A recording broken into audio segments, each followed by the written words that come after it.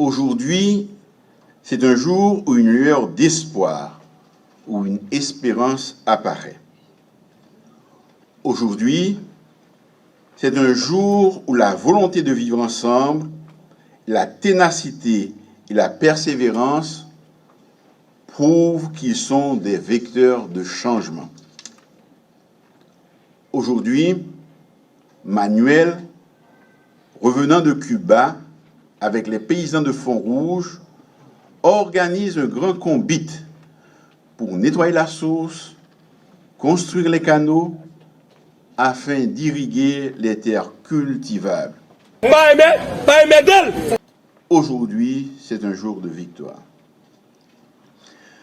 Avec l'installation officielle ce matin des membres du Haut Conseil de la Transition, nous pouvons dire que c'est le commencement de la fin des dysfonctionnements de nos institutions démocratiques. Une femme et 2 hommes se sont mis debout, répondant à l'appel d'une grande frange de la population. Ils ont vu la situation critique du pays. Ils se sont dit, rejoignons l'équipe gouvernementale, unissons nos efforts, changeons ensemble la donne. C'est un déclic, invitant toutes les Haïtiennes et tous les Haïtiens, qu'ils soient d'ici ou d'ailleurs, à unir leurs efforts pour le changement que nous appelons de nos vœux. Madame Myrlande Maniga, Monsieur Laurent Saint-Cyr, le révérend Calix Fleuridor, au nom du gouvernement de la République, au nom du peuple haïtien et en mon nom propre, je vous dis simplement merci. Et c'est pas ma faute de défendre moi-même.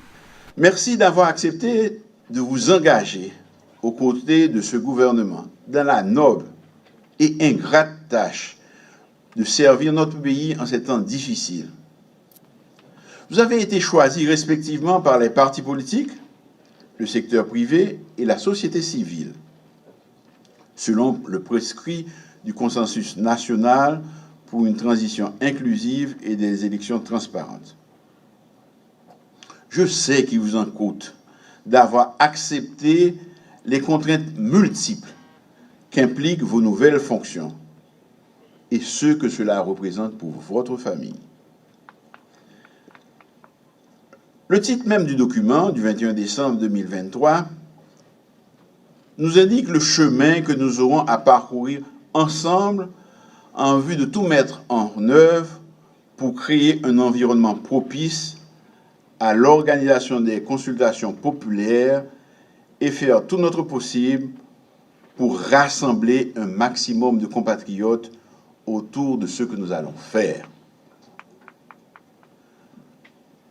Dois-je rappeler ici que le jour même de ma prise de fonction en tant que chef de gouvernement, je m'étais engagé devant la nation à prendre mon bâton de pèlerin et aller à la rencontre des divers secteurs de la vie nationale en vue de construire un consensus suffisant autour d'un accord politique. C'était à mon sens un passage obligé. Si nous voulons sortir durablement de la crise, rompre avec les anciennes pratiques politiques et engager notre pays sur la voie de la modernité politique et économique. Cette promesse, je l'ai tenue.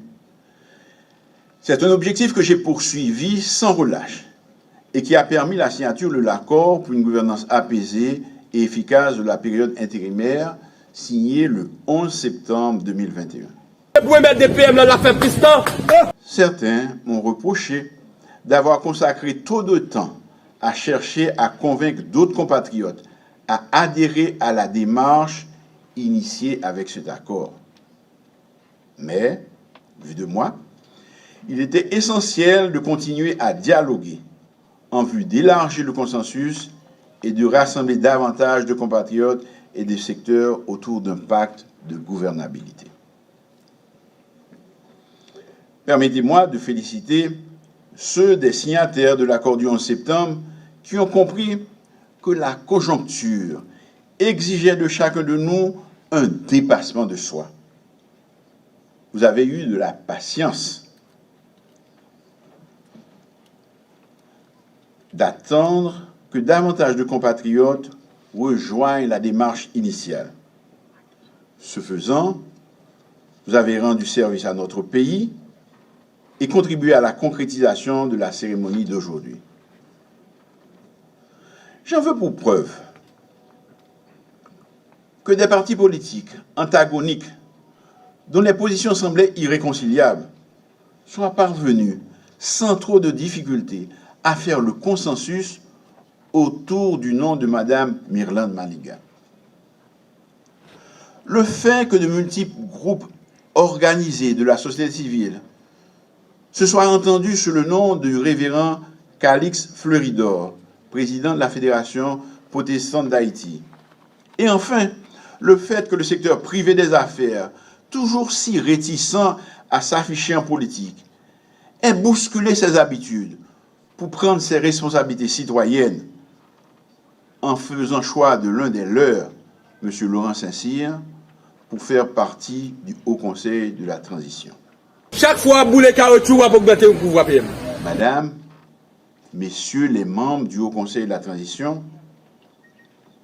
je vous donne la garantie que le gouvernement fera tout ce qui est en son pouvoir pour vous procurer les moyens nécessaires pour vous mettre en situation d'accomplir votre mission. Vous pouvez compter sur la collaboration de nous tous, sans exception. Nous devons apprendre tous à faire preuve de pragmatisme et de flexibilité dans nos interactions. Je compte sur vous pour que cet esprit d'équipe, de respect mutuel, d'amabilité qui a caractérisé nos relations reste vivace et se renforce chaque jour davantage au fur et à mesure que nous agirons ensemble dans l'intérêt de notre pays et du peuple haïtien. Sem ak frem, jou aller, jou tourner. Mais tout jou pas même. Jodia nous fait un bon bec. Jodia nous fait un gros pas. Nous connaissons route la longue, mais il faut nous commencer d'un côté. Bon gens élection, élection sans force coptée. Moi, pour dire encore, nous invitons nous toutes, malgré divergences nous, pour nous mettre main nous ensemble, pour nous sortir pays dans malais pendier ça. Après, nous avons réglé l'autre problème entre nous. En pile monde pas te croire, nous sommes capables de faire ça n'a fait aujourd'hui. N'a paré pour nous faire plus que ça. Moi compter sous bon comprendre nous. Nous pral gain pour nous travailler sur 5 gros chantiers. Tabli sécurité et puis croiper bandit. Tabli sécurité et puis croiper bandit. Tabli sécurité et puis croiper bandit. Tabli sécurité et puis croiper bandit. Continuer réforme économique yo. Marie volé contre bandit. Et c'est fout pas ma fout défendre moi-même. À tout le monde qui est en corruption et bien gérer les ressources de l'État. Passer main dans la Constitution, faire bonne élection, sans monde pas, sans force côté.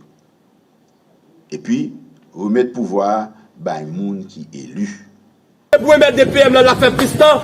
Tout ceci ne pourra aboutir que si un environnement sécuritaire est rétabli pour permettre une reprise normale des activités sur toute l'étendue du territoire et la libre circulation des personnes et des biens. Pour bouler caoutchouc, la fumée a augmenté, c'est tant que pour PM là a augmenté. Il n'est pas concevable de demander à des partis politiques et à leurs candidats d'aller faire campagne si l'État ne peut pas leur garantir qu'ils n'ont pas à craindre pour leur vie et celle de leurs militants et sympathisants. Je me réjouis que les signataires du consensus national aient apporté leur soutien unanime à la demande d'assistance d'une force spécialisée présentée par le gouvernement à la communauté internationale pour accompagner la police nationale d'Haïti dans la lutte contre les gangs.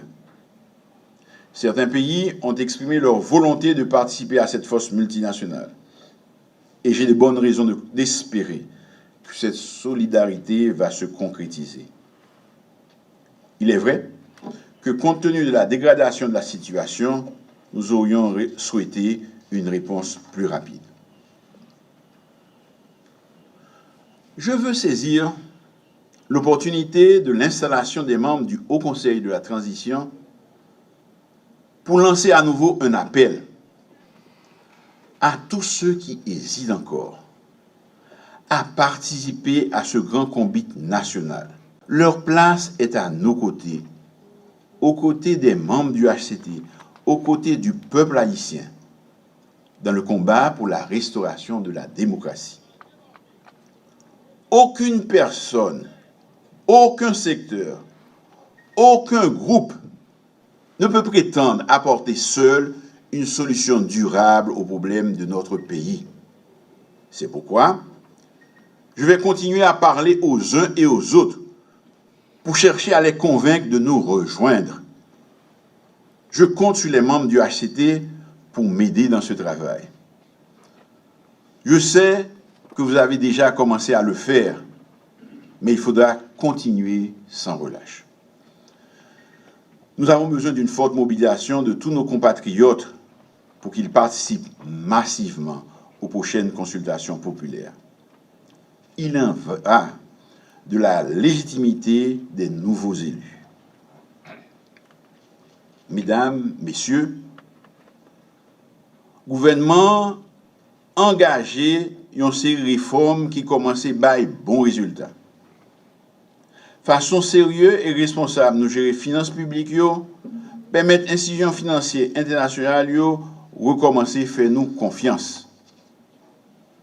Chaque mois, nous continuons à faire belles recettes dans la douane. Et moins certain, nous avons augmenté toujours. Ça n'a pas fait tout le monde content. Mais il faut que nous persévérions dans le chemin ça. Parce que l'État a besoin de plus de moyens pour le peuple là plus de services. Le Fonds monétaire international a choisi notre pays parmi les premiers bénéficiaires de son nouveau programme Food Shock Window. Malgré les réticences de certains, une enveloppe a été mise à la disposition de l'État haïtien pour nous aider à atténuer un tant soit peu pour les plus vulnérables les chocs occasionnés par la hausse des prix des produits de première nécessité. Excusez-moi. Il nous incombe maintenant de démontrer en toute transparence que nous avons la capacité d'absorber une telle somme dans un court laps de temps, sans que le moindre centime soit détourné. Nous avons prévu à cet effet de mettre en place des mécanismes qui permettent de nous assurer que l'argent sera dépensé au profit de ceux qui sont menacés par l'insécurité alimentaire. Toutes les administrations qui participeront de près ou de loin à la mise en œuvre de ce projet le feront dans la transparence et sont tenues de rendre compte. Mesdames, Madame, Messieurs les membres du HCT, la tâche qui nous attend ne sera pas facile, mais elle est tellement exaltante. Nous serons ensemble, soudés, pour faire face aux difficultés et pour surmonter les obstacles la main dans la main. À tous ceux qui s'étaient engagés avec nous dès le départ dans l'accord du 11 septembre 2021, à tous ceux qui ont agrandi le cercle en adhérant au consensus national du 21 décembre 2022. À ceux qui, dans les jours et les mois qui viennent, accepteront de prendre le train en marche, nous disons que notre but unique est la sauvegarde de notre patrie commune. Nous inverserons ensemble la courbe. Nous gagnerons le pari. Haïti, c'est pour nous toutes. Je ne saurais terminer mon propos sans adresser des remerciements à toutes celles et à tous ceux, nationaux et amis étrangers, qui ont travaillé pour faciliter la signature du consensus national qui a donné naissance au Haut Conseil de transition que nous installons aujourd'hui. Un remerciement spécial pour nos compatriotes du comité de facilitation qui se sont donnés sans compter pour nous amener là où nous sommes aujourd'hui. Le travail de rassemblement va se poursuivre jusqu'à la dernière heure. Certes, nous n'obtiendrons peut-être pas l'unanimité, mais nous espérons que toutes les femmes et tous les hommes de bonne volonté nous retrouveront en chemin.